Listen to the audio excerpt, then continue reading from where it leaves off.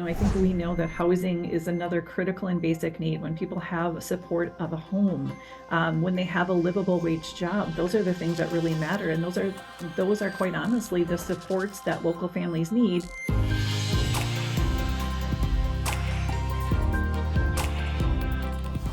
Welcome to Forward, presented by Story North.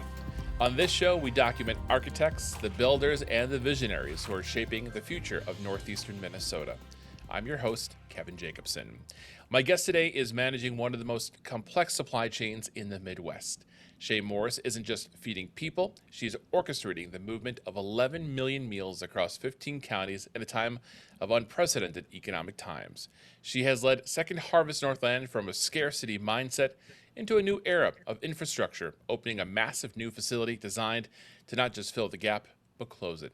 Shaye, thank you so much for being with us. Thank you for having me. Let's look at the numbers. You are moving 11 million meals across a 15 county region. That isn't a charity project. That's a massive logistics operation. When you look at the dashboard today, post-pandemic, high inflation, how has the nature of hunger in the Northland shifted from what it was 5 years ago? Yeah, certainly we've seen a change. So when the pandemic hit, we saw that immediate influx in people that were out of work needing food assistance. That unemployment took effect. Today, we're just seeing that ongoing impact of inflation, and it's hitting families hard. It's hard to go to the grocery store and pay that little extra, especially if you're raising kids. So we're seeing more and more seniors who are on a fixed income or families with children visiting our region's 70 area food shelves. You led the organization through COVID when supply chains broke and demand spiked vertically. That creates a specific kind of pressure on a leader. So what is maybe the one operational lesson you learned in the trenches of that crisis that you have permanently installed in how you lead today? I think being a nimble organization, you think you've got a plan in place, you could have a wonderful strategic plan, but being able to pivot when the unexpected happens. I mean, this year is another good example of that. We didn't see what was coming down the pipeline when we were planning for our July 1st fiscal start. So we have to just be nimble, responsive to the region, and just kind of roll with it, honestly. And obviously, we want to hear more about you and your leadership, but I think it's worth talking about the new facility that opened, and beyond just having more shelf space. How does this new infrastructure allow you to change the strategy of how you fight hunger over the next 5, 10, 15 years? Certainly, it prepares us to have the right infrastructure in the right location. So you probably know we went through a strategic merger back in January of 2024, which really had to change our mindset about how we move food across a nearly 27,000 square mile service region.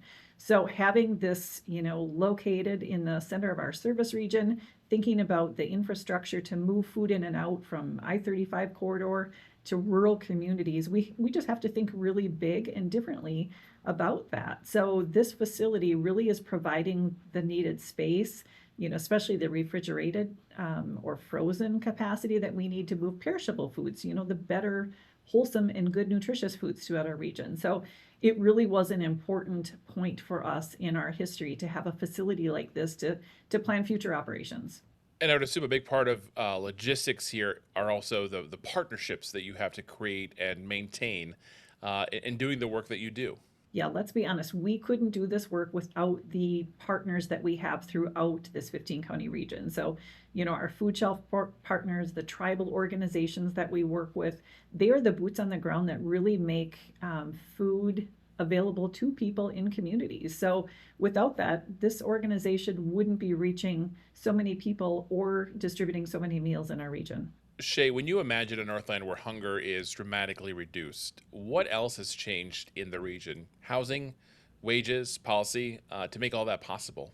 Yeah, that is a very good question. Certainly all of that. I think we know that housing is another critical and basic need. When people have support of a home, when they have a livable wage job, those are the things that really matter. And those are quite honestly the supports that local families need to remove them from our food line. So that's really important. And policy change, of course, we're advocating for additional resources, but at the same time, how do we support families and seniors in a new way so our services aren't needed? Yeah. The work that you do is heavy. You're dealing with poverty, insecurity, struggle. How do you, as a person, Shaye, how do you stay grounded? Yeah, that's a good question also. I think it gives me, the compassion I see of others in our community helping, our volunteers coming and helping in a food line or our donors who support us. It's just so heartwarming. And I think for me, it just makes me realize like it takes so many people to do this work. And I'm just so encouraged by what I see in the Northland because we are a true like neighbors caring about neighbors community.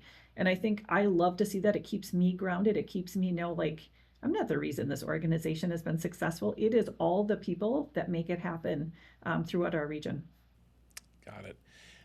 Before we wrap up, I want to ask you about taking the region's food system from where we are today to where we need to be. What would you say is the one bold move we need to make to truly move forward? Yeah, I think I hope that we can get to a point where food access feels good, where there's not stigma associated with food access or needing food support. And, certainly as we are building out this facility and looking at this region, we really want people to have that dignified and equitable access, whether they live in Big Fork or they live down in Mattawa or over in Hurley, Wisconsin. It's really important for us that people have the same level of access that they need in their communities from this organization. And it's the foods that neighbors prefer. So I would say like dignified and equitable access are what I would like to see happen in our region. For people who are listening who may have heard of Second Harvest, may not have been involved or looking for ways to help in their community, how could they help out? There's so many ways people can get involved. Certainly, the financial support. We couldn't do our work without financial contributions. That's what makes this organization tick. Volunteer contributions, and we have volunteer opportunities throughout our entire region. So you could volunteer at a program site, you could work administratively in our office. So there's those ways to get involved. And then certainly, advocating for federal nutrition programs. That's really important too, because those are other safety net programs that help support the very neighbors that this organization helps in our region. There was one additional question I want to ask too, just Yeah. thinking back a little bit. Um, in the work that you've done with getting a larger food shelf and creating the partnerships, what do the conversations that you're a part of look like and sound like to make the necessary movements to get things to happen? Yeah, so I think for us, we're really trying to center neighbor voice. So the people that are accessing our services are the people we want to hear from. Again, what are their preferred foods? What are those preferred hours of service? What does that look like? And we want to be very neighbor facing and include their voice in this work because that's truly what matters. We can all have opinions about what we think should happen, but until we hear from our neighbors and truly understand barriers to food access, I think that's what's going to make change throughout this entire service region. Okay. Shaye, thank you so much for spending time with us. Thank you for having me. At Story North, we believe the most important work in our region is often the hardest to explain.